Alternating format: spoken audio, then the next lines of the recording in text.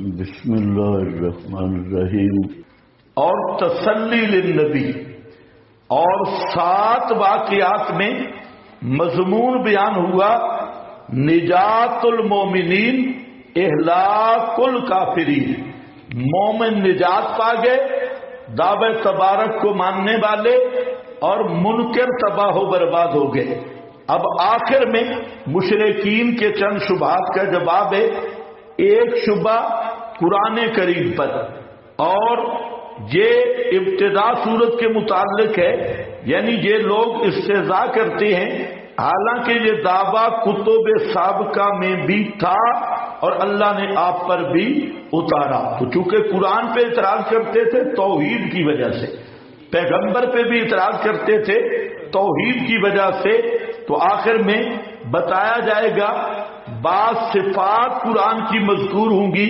اگر آپ توجہ کریں تو 8 وجوہ مذکور ہوں گی، جس میں یہ بتایا جائے گا کہ یہ قرآن منزل من اللہ کتاب ہے، کیا ہے؟ منزل من اللہ، اور بالکل اس نے حق مسئلہ بیان کیا۔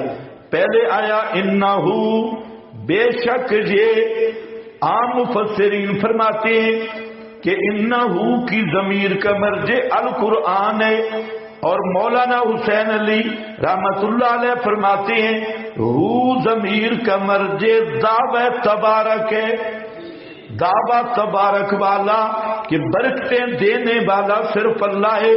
یہ مسئلہ یہ میرا گھڑا ہوا نہیں، توجہ ہے، یہ میرا گھڑا ہوا نہیں، یہ میرے رب دا گھلا ہو جائے، گھڑا ہو یا نہیں، گھلا ہو جائے، بھیجا ہوا ہے۔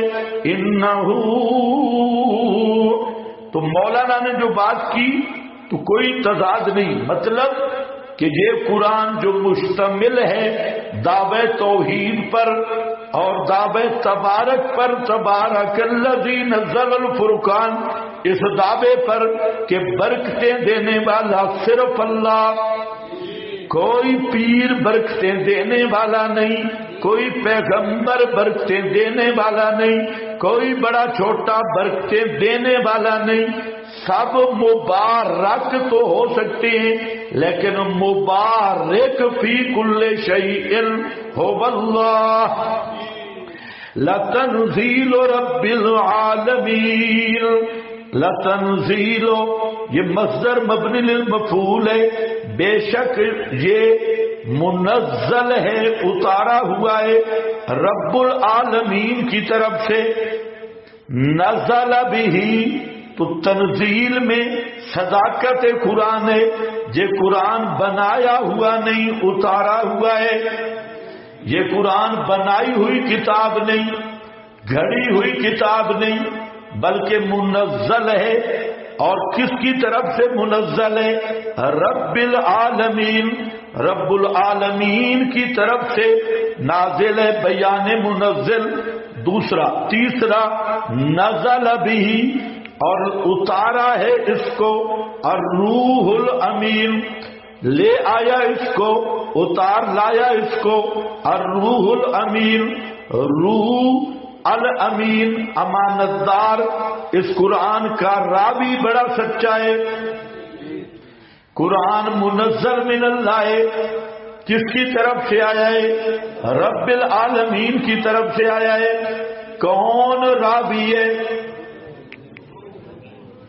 کون راوی ہے؟ راوی کی ثقاہت کا بیان ہے۔ کون راوی ہے؟ الروح الامین۔ ایک تو الروح اس کی شان ہے، واسطہ تنزیل، اور جو روح ہے وہ الامین ہے۔ مطلب یہ کہ وہ روح روحانی مخلوق ہے، نوری مخلوق ہے، جو مادیت سے متاثر نہیں ہوتا اور حسیت اس پہ غلبہ نہیں پاتی۔ جنات شیاطین یہ اس پر کبھی غالب نہیں ہوتے، اس لیے الروح کو اس میں قوت کی طرف اشارہ ہے۔ الامین، اور یہ راوی کی شرط ہے ثقاہت، امانت اور دیانت ہے بھی امین، ثقہ راوی ہے۔ سورہ بقرہ میں بیان کر چکا ہوں کہ قرآن کے اوپر کے راوی وہ بھی امین ہے. کون ہے؟ جبریل ہے، ملائکہ سید الملائکہ. اور قرآن کے نیچے کے راوی بھی امین ہے. وہ کون ہے؟ سید الاولیاء، سید الصدیقین، ابو بکر صدیق، عمر، عثمان. یہ نیچے کے راوی ہیں. یہ بھی راوی، یہ ان کی ثقات بھی قرآن نے بیان کی. امانت، دیانت، صدق و وفا قرآن نے بیان کیا. اور قرآن کے اوپر کے راویوں پہ اعتراض کیا یہودیوں نے، اور قرآن کے نیچے کے راویوں پہ اعتراض کیا یہودیوں کی نسل نے. یہودیوں نے کہا تھا جبریل ہمارا دشمن ہے.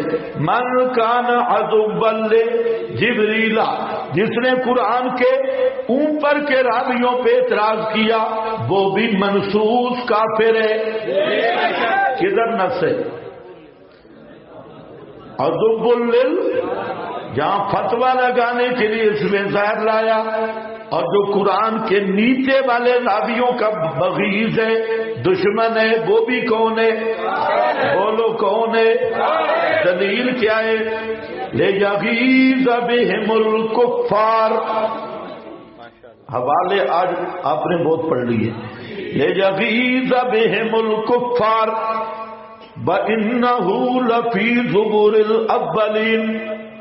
انہو، اور بے شک یہ قرآن نہیں، انہو یہ توحید والا مسئلہ یا دعوی تبارک لفی زبور الاولین. نیچے لکھا ہے دلیل نقلی. ہاں یہاں پر جو آپ لوگ ایک بحث پڑھتی ہیں وہ بحث صحیح نہیں ہے. بحث کیا پڑھتی ہیں جناب کہ یہاں سے مسئلہ نکالا ہوا ہے کہ فارسی میں قرآن پڑھنا جائز ہے. سمجھے کہ نہیں سمجھے؟ ہاں تو پھر پشتو والوں کو بھی گنجائش دو. اردو والوں کو کیوں نہیں؟ پنجابی والے کیوں نہیں؟ غیر عربی میں. اور جہاں پر جو نور الانوار میں جو کچھ لکھا ہے وہ بالکل صحیح نہیں. اور یہ تقسیم کے قرآن لفظ معنی دو چیزوں کا نام ہے، یہ بھی تعبیر صحیح نہیں. قرآن نام ہے النظم الدال علی المعنی. کیا ہے؟ النظم الدال علی المعنی. کیا سمجھے ہو؟ قرآن عربین ہے، فارسی عربی نہیں ہے. اور فارسی میں جب قرآن پڑھو گے وہ ترجمۃ القرآن ہوگا، اردو میں ترجمۃ القرآن ہوگا. قرآن کیا ہے؟ عربین. کس کو سمجھ آ رہی ہے میری بات؟ انا انزلناہ قرآنا عربیا.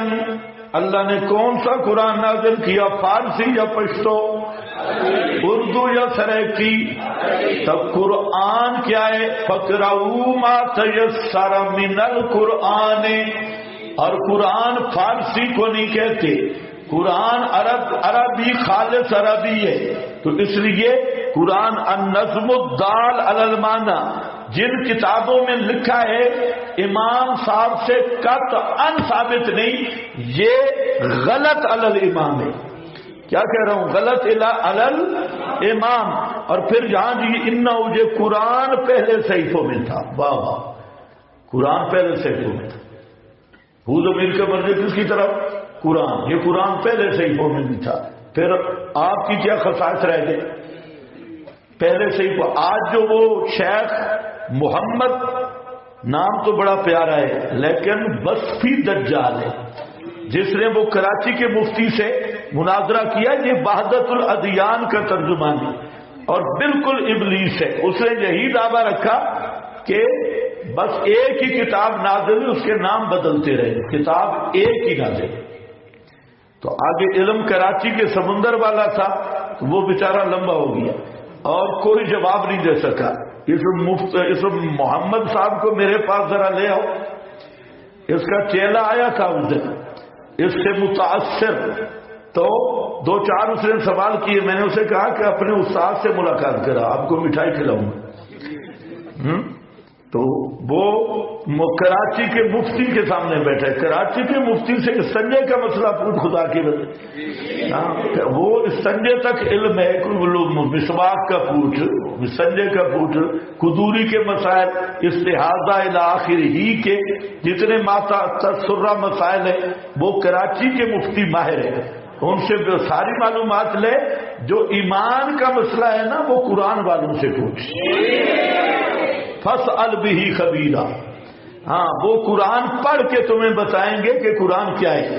جہاں انہو حضرت نے تو زبردست معنی کیا، دعوی تبارک، یہ تبارک والا دعویٰ پہلے صحیفوں میں بھی تھا، اور بعد نے کہا مضامین قرآن توحید اصول یہ پہلے، اور بعد نے کہا اس قرآن کے آمد کی خبر،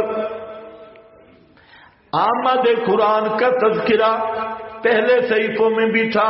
کوئی بھی ہو یہ کہنا کہ قرآن پہلے صحیفوں میں تھا تو یہ بالکل تحریف ہے۔ انہو لفی زبر الاولین، بتاؤ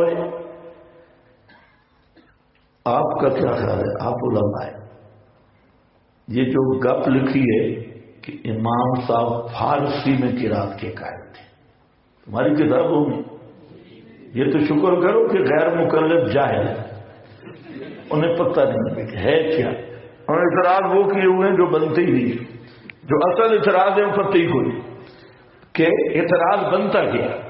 آپ مجھے بتائیں کہ اچھا اس کی وجہ کیا لکھی؟ ماشاءاللہ وجہ بہت زبردست لکھی کہ کانا ابو حنیفہ مستغرقاً فی بحر التوحید، ہاں امام ابو حنیفہ بحر توحید میں مستغرق تھے۔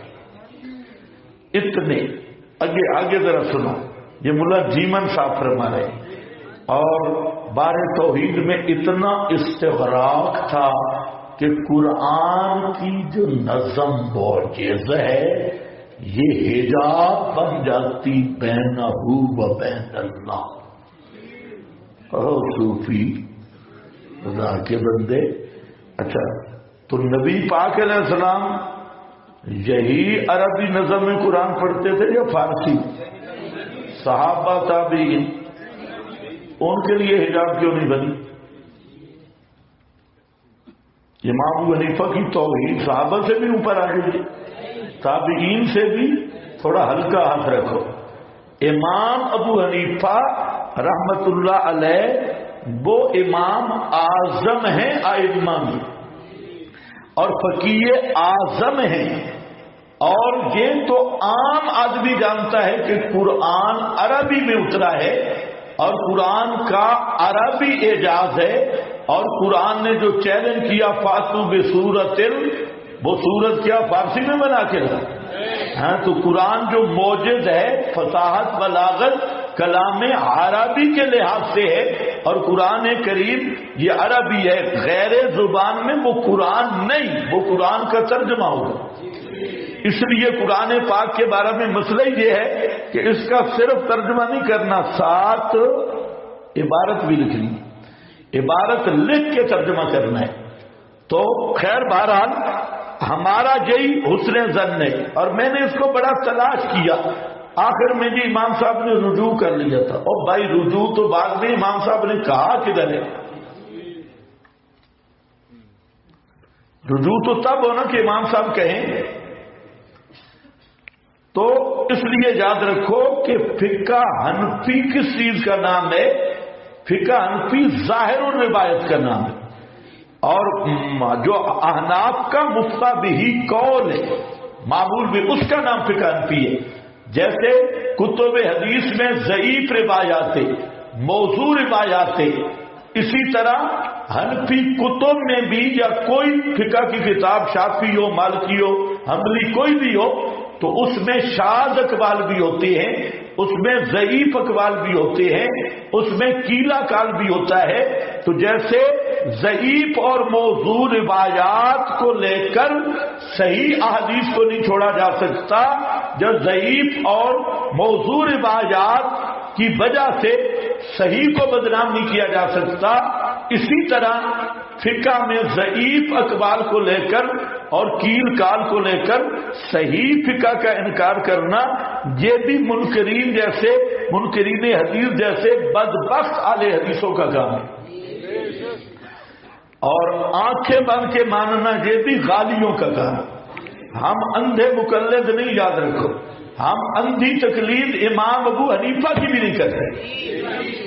ہاں، یہ اندھے وہ رہے من کان فی ھذہ اعمی وہو فی الآخرۃ اعمی۔ ہو گیا جی، انہ لفی زبر الاولین، بے شک یہ مسئلہ توحید والا، دعویٰ تبارک والا، لفی البتہ پہلی کتب میں، زبور الاولین، زبر کیا ہے؟ زبور کی جمع پہلی کتابوں میں، اولم تو یہ دلیل نقلی بنے گی، اولم یکن لہم، تیسری وجہ، ویسے یہ پانچویں وجہ آ رہی ہے۔ پہلی وجہ ہے کہ یہ قرآن کریم یہ منزل ہے، دوسری وجہ ہے کہ یہ منزل بھی رب العالمین کی طرف سے ہے، تیسری وجہ یہ ہے اس کی صداقت کی کہ یہ قرآن لانے والا امین ہے، اور چوتھی وجہ یہ ہے کہ یہ قرآن اتارا گیا ہے علی قلبے کا، اوپر تیرے دل کے، تاکہ ہو تو منذرین، آگاہ کرنے والوں سے۔ یہ فریضہ نبویہ بھی ہے، اور یہ چوتھی وجہ بھی ہے کہ یہ قرآن تیرے دل پہ نازل ہوا ہے، اور پانچویں وجہ یہ ہے کہ قرآن جو مسئلہ بیان کر رہا ہے یہ مسئلہ بھی پہلی کتابوں میں بھی آ چکا ہے۔ اولم یکن لہ، چھٹی وجہ یہ ہے، اور یہ دلیل نقلی بھی ہے کہ جو علماء منیبین ہیں وہ بھی قرآن کے منزل من اللہ ہونے کی تصدیق کر چکے ہیں، جیسے نجاشی ہے یا دیگر علماء شام والے اور مدینہ والے، بعض مان رہے ہیں بعض نہیں مان رہے، لیکن وہ صداقت کی گواہی دے چکے ہیں۔ اولم یکن لہم، کیا نہیں ہے ان کے لیے آیتن، عبرت، دلیل، ان یعلمہ، یہ کہ جانتے ہیں اس قرآن کو علماء بنی اسرائیل، یہ سارے مراد نہیں ہیں، منیبین اور علماء سے بعد نے کہا عبداللہ ابن سلام ہے، لیکن یہ شعراء مکی صورت ہے، مکی صورت ہے، اس لیے مولانا فرماتے ہیں کہ لازمی نہیں ہے کہ جہاں عبداللہ ابن سلام ہو، کیونکہ یہودی علماء کا مکہ میں بھی آنا جانا تھا، اور نبی پاک علیہ السلام کی ولادت سے پہلے بھی آتے، بعد میں بھی آتے، اور معلومات لے کر پھر تصدیق بھی کرتے۔ یہ الگ بات ہے کہ قبول کرنا کسی کی قسمت میں ہو یا نہ ہو، بہرحال جہاں پر بھی ہے جانتے ہیں علماء بنی اسرائیل،